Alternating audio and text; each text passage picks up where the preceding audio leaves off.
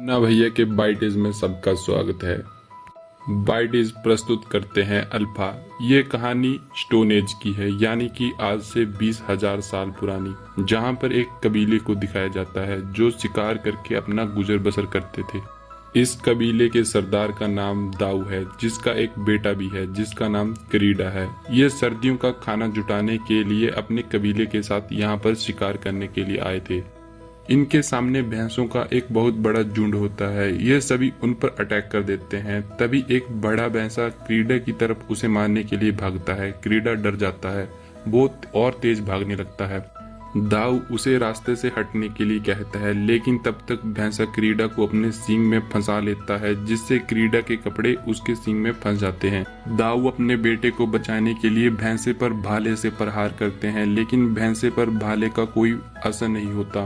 भैंसा क्रीडा को अपने सींग में फंसाकर खाई के पास ले जाकर नीचे फेंक देता है। अब हमें कहानी एक हफ्ता पहले दिखाई जाती है, जहाँ पर क्रीडा अपने साथियों के साथ शिकार पर जाने की तैयारी कर रहा था। क्रीडा की मॉम दाऊ से कहती हैं कि वो क्रीडा को शिकार पर ना ले जाए, क्योंकि वो क्रीडा से बहुत प्यार करती हैं और वो नहीं चाहती कि क्रीडा शिकार पर मारा जाए या उसको कोई भी नुकसान हो।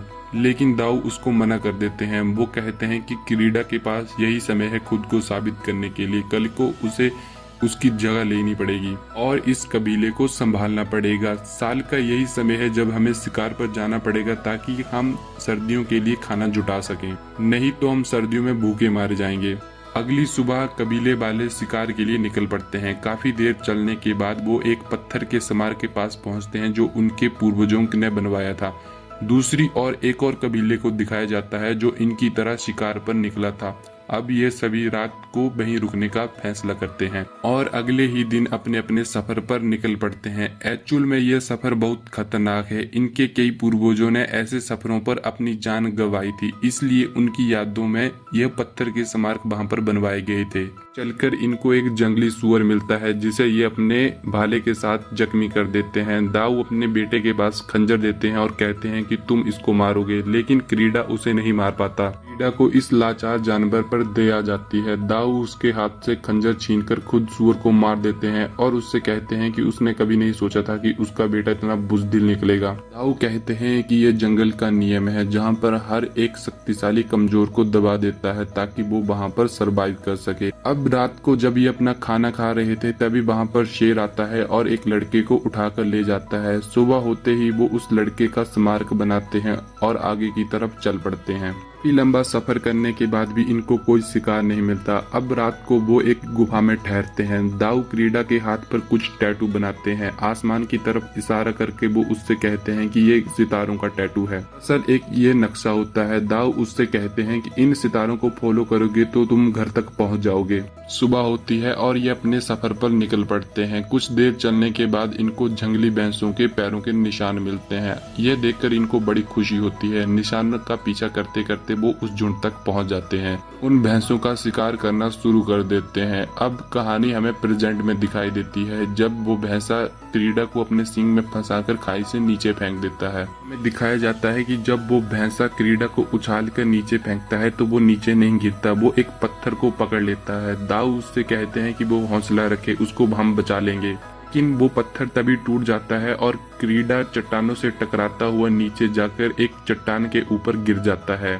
दाऊ अपने बेटे को बचाने के लिए नीचे जाने लगते हैं, लेकिन कबीले के मेंबर उनको पकड़ लेते हैं कि उनकी जिम्मेवारी भी दाऊ पर है और उनको जिंदा पहुंचाना उनकी जिम्मेवारी है। कबीले वाले दाऊ से कहते हैं कि नीचे जाने का भी कोई रास्ता नहीं है और इतनी ऊंचाई से गिरने के बाद क्रीडा भी जिंदा नहीं होगा। दाऊ क्रीडा को काफी आवाज लगाते हैं, लेकिन क्रीडा बेहोश होता है। उसकी तरफ से कोई भी रिस्पॉन्स नहीं आता। दाऊ पूरी रात वहाँ पर रुके रहते हैं। वो क्रीडा को पूरी रात आवाज लगाते हैं, लेकिन क्रीडा की तरफ से कोई भी जवाब नहीं आता। अब वो भी इस बात को मान लेते हैं कि क्रीडा मर चुका है। अब जैसे ही सुबह होती है, वो क्रीडा के नाम का पत्थर का स्मारक बनाते हैं और शिकार को लेकर अपने घर के रास्ते पर निकल पड़ते हैं। दरअसल वो समझ जाते हैं कि अब क्रीडा जिंदा नहीं बचा।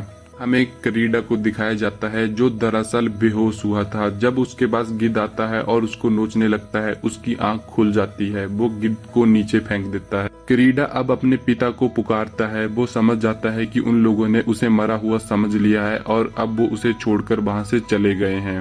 वो नीचे देखता है, नीचे बहुत गहरी खाई होती है। वो ऊपर जाने के लिए रास्ता ढूंढने की कोशिश करता है, लेकिन क्रीडा की किस्मत अच्छी होती है। वहां पर बारिश होती है और नीचे से बहुत ज्यादा पानी आता है। क्रीडा पानी में छलांग लगा देता है और किसी तरह से रास्ता ढूंढकर पहाड़ी पर वापस आ जाता है। क्रीडा अपने टूटे हुए पैर को एक लकड़ी के साथ बांधता है और ऊपर जाकर जब वो देखता है कि उसके नाम का पत्थर का स्मारक है, तो वो समझ जाता है कि उसके पिता ने उसे मरा हुआ समझ लिया है। क्रीडा पूरी रात एक सूखे हुए पेड़ के ऊपर गुजारता है। सुबह होते ही जब वो पानी पीने के लिए नीचे उतरता है, भेड़िए उसे चारों तरफ से घेर लेते हैं। क्रीडा अपनी जान बचाकर उस सूखे पेड़ की तरफ भागता है। जैसे ही वो ऊपर चढ़ने लगता है, एक भेड़िया उसका पांव पकड़ लेता है, अपने पत्थर के खंजर से उसको जख्मी कर देता है। वो पूरी रात उस पेड़ पर गुजारता है। जैसे ही सुबह होती है तो वो देखता है भेड़िए वहां से चले गए हैं, लेकिन वो जख्मी भेड़िया वहीं पर था। क्रीडा एक भाला बनाता है और उस जख्मी भेड़ियों को मारने की कोशिश करता है, लेकिन उस भेड़ियों पर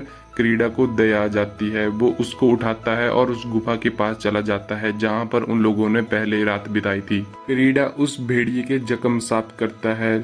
सुबह होते ही वो अपने लिए जड़ी बूटियां लेने जाता है ताकि वो अपने जख्मी पैर को ठीक कर सके। वो वापस आकर जब पानी पीता है तो भेड़िया भी अपने मुंह को खोल लेता है। क्रीडा भेड़ियों को कहता है कि वो उसकी जान बचा सकता है। वो डरते डरते पानी भेड़िए के पास लेकर जाता है, लेकिन भेड़िया उसको पहले तो गुर्राता है, लेकिन बाद में शांत हो जाता है और उस पानी को पी लेता है। क्रीडा जिन कीड़ों को खाकर खुद जिंदा था, वो उन कीड़ों को भेड़िए को भी देता है। अब धीरे धीरे इन दोनों में एक रिश्ता बन जाता है। वो एक दूसरे को समझने लगते हैं। वो दोनों ही जख्मी थे, इसलिए वो कुछ दिन उस गुफा में बिताते हैं। अब एक रात को जब क्रीडा आसमान की तरफ देखता है तो वो उन सितारों को देखता है। वो अपने हाथ पर बने उस टैटू को भी देखता है। अब वो अपने घर की तरफ जाने का निर्णय लेता है। सुबह होते ही वो अपने घर की तरफ निकलने लगता है। वो भेड़िए से भी कहता है कि वो अपने झुंड में चला जाए। क्रीडा अब अपने घर के लिए निकलने लगता है। वो भेड़िया भी उसका पीछा करता है। क्रीडा उसको भगाने की कोशिश करता है, लेकिन भेड़िया उसके पीछा ही करता ही रहता है। क्रीडा भेड़ियों को कई बार भगाता है, लेकिन वो उसका पीछा करता रहता है। अब भेड़िया एक जंगली सुअर का शिकार करने लगता है, लेकिन वो जख्मी होता है और जंगली सुअर उसकी पहुंच से निकल जाता है। क्रीडा समझ जाता है कि भेड़िया भूखा है, वो इसका पीछा इसलिए कर रहा है। क्रीडा उस भेड़ियों को खाने के लिए कुछ कीड़े देता है जो क्रीडा इतने दिनों से खुद खा रहा था। क्रीडा उसे अपने हाथ में देता है और भेड़िया उसके हाथ से खा भी लेता है। अब हमें यहाँ पर पता चलता है कि इन दोनों में काफी अच्छी बॉन्डिंग बन चुकी है। अब भेड़िया एक शिकार भी करता है। वो दोनों रात को मिलकर उसको खाते हैं और वहीं पर सो जाते हैं। सुबह होते ही भेड़िया क्रीडा को उठाने की कोशिश करता है। वो उसके मुंह को चाटता है। क्रीडा भेड़िए से कहता है कि उसके मुंह से बदबू आ रही है, चलो अब नहाया जाए। वो जबरदस्ती उस भेड़िए को उठाकर पानी में फेंक देता है। अब ये दोनों यहाँ पर नदी में नहाते हैं। एक रात को जब क्रीडा और अल्फा आग के सामने बैठे हुए थे, तभी कुछ भेड़िए आकर उनको घेर लेते हैं। अल्फा उनसे जाकर मिलता है। क्रीडा समझ जाता है कि ये उसके परिवार के मेंबर्स हैं। अल्फा से वो कहता है कि वो अपने परिवार के साथ चला जाए। अब अगली सुबह क्रीडा अपने सफर पर निकल पड़ता है। अब काफी बर्फ भी पड़ चुकी है और वहां पर काफी ठंड भी होती है। क्रीडा अपने सफर को जारी रखता है। कुछ देर चलने के बाद क्रीडा को एक भेड़ियों का झुंड दिखाई देता है जो अपने शिकार को खा रहे थे। उनमें से एक अल्फा भी होता है। अल्फा के परिवार वाले उसको शिकार खाने नहीं देते। क्रीडा जल्दी से अल्फा की तरफ भागता है। जैसे ही क्रीडा आगे बढ़ता है, वो बर्फ के बीच में धंस जाता है। दरअसल वो एक जमी हुई झील के ऊपर चल रहा था और उसके चलने की वजह से बर्फ चटक जाती है और वो पानी में गिर जाता है। अल्फा उसे देख लेता है और उसे बचाने की कोशिश करता है। वो अपने अगले पंजों से बर्फ को तोड़ने की कोशिश भी करता है। तभी क्रीडा अपने पत्थर का खंजर निकालता है और बर्फ को तोड़कर बाहर आ जाता है। अब क्रीडा जल्दी से खुद को गर्म करने के लिए आग जलाता है। वो अपने कपड़े खोलकर उनको सुखाता है और खुद भी आग को सेकता है। अब अगली सुबह क्रीडा अपने आगे के सफर को शुरू करता है। कुछ देर चलने के बाद उसे एक आदमी दिखाई देता है। वो उसे देखकर काफी खुश होता है। क्रीडा जल्दी से उसकी तरफ भागता है। लेकिन उसके पास पहुंचते ही वो देखता है कि वो मरा हुआ है, वो बर्फ की वजह से जम चुका है। क्रीडा उसका धनुष और तीर लेकर वहां से निकल जाता है। कुछ सफर करने के बाद वो दोनों एक शेर की गुफा में रुकते हैं, लेकिन उन दोनों को पता नहीं है कि ये शेर की गुफा है। कुछ देर बाद शेर उस पर आक्रमण कर देता है। अल्फा अब क्रीडा की रक्षा करते हुए शेर का डट कर मुकाबला करता है। जब ये दोनों लड़ रहे थे, क्रीडा एक तीर निकालता है और उस शेर पर मारता है। तीर निशाने पर लगता है और शेर वहीं पर मर जाता है, लेकिन अल्फा काफी ज्यादा घायल भी हो जाता है। क्रीडा अल्फा से अब काफी प्रभावित होता है। वो उससे वादा करता है कि वो पूरी उम्र उसको अपने साथ रखेगा। अब अगली ही सुबह ये अपने सफर को जारी करते हैं। तभी हमें उस समारोह को दिखाया जाता है जहां से इन्होंने अपना सफर शुरू किया था। जब क्रीडा वहां तक पहुंचता है वो बहुत खुश होता है। अब ये अपना सफर जारी करते हैं, लेकिन अल्फा शेर की वजह से घायल हो चुका था। वो वहीं पर गिर जाता है, वो आगे नहीं चल पाता। क्रीडा उसे अपने ऊपर उठाता है और आगे का सफर शुरू कर देता है, लेकिन कुछ देर चलने के बाद क्रीडा भी वहीं पर बेहोश हो जाता है। तभी उसको सपना आता है जहां पर उसकी मां को दिखाया जाता है, जो अपने पति से कहती है कि वो क्रीडा को अपने साथ शिकार पर ना ले जाए। वो क्रीडा से बहुत प्यार करती है और वो उसे खोना नहीं चाहती। यह सपना देखते ही क्रीडा में एक अलग ही जान आ जाती है। वो उठता है और साथ में अल्फा को भी अपने ऊपर उठा लेता है। एक कबीले वाले उसको देखकर काफी हैरान होते हैं, क्योंकि पहली बार कोई एक भेड़िए जैसे खतरनाक जानवर को कबीले में लेकर आया था, वो भी एक जिंदा भेड़िए को। क्रीडा जैसे ही वहां पर पहुंचता है वो बेहोश हो जाता है। वो बेहोश होने से कहता है कि इस भेड़िए को बचा लो। जैसे ही क्रीडा की आंख खुलती है तो वो देखता है कि उस भेड़िए का उपचार भी चला हुआ है, वो अभी तक ठीक नहीं हुआ है। कुछ दिनों बाद हमें दिखाया जाता है कि भेड़िया अब एकदम ठीक हो चुका है और वो कुछ दिनों बाद कुछ बच्चों को जन्म देती है। एक्चुअल में वो एक फीमेल भेड़िया थी, लेकिन इस बात का अल्फा को नहीं होता है। को पता लगता है तो वो बहुत खुश होता है। कुछ दिनों बाद हमें दिखाया जाता है कि उस भेड़िए के बच्चे अब काफी बड़े हो चुके हैं। अब कबीले वालों ने उन भेड़ियों को अपना लिया है। भेड़िए और इंसान अब एक साथ शिकार करने के लिए जाते। इस कहानी में हमें बताया गया है कि कैसे एक इंसान और जानवर कठिन परिस्थितियों में एक दूसरे का सहारा बनकर जिंदा वापस लौट आते हैं। इसी के साथ यह कहानी यहीं पर खत्म होती है। Thanks for watching, like and subscribe.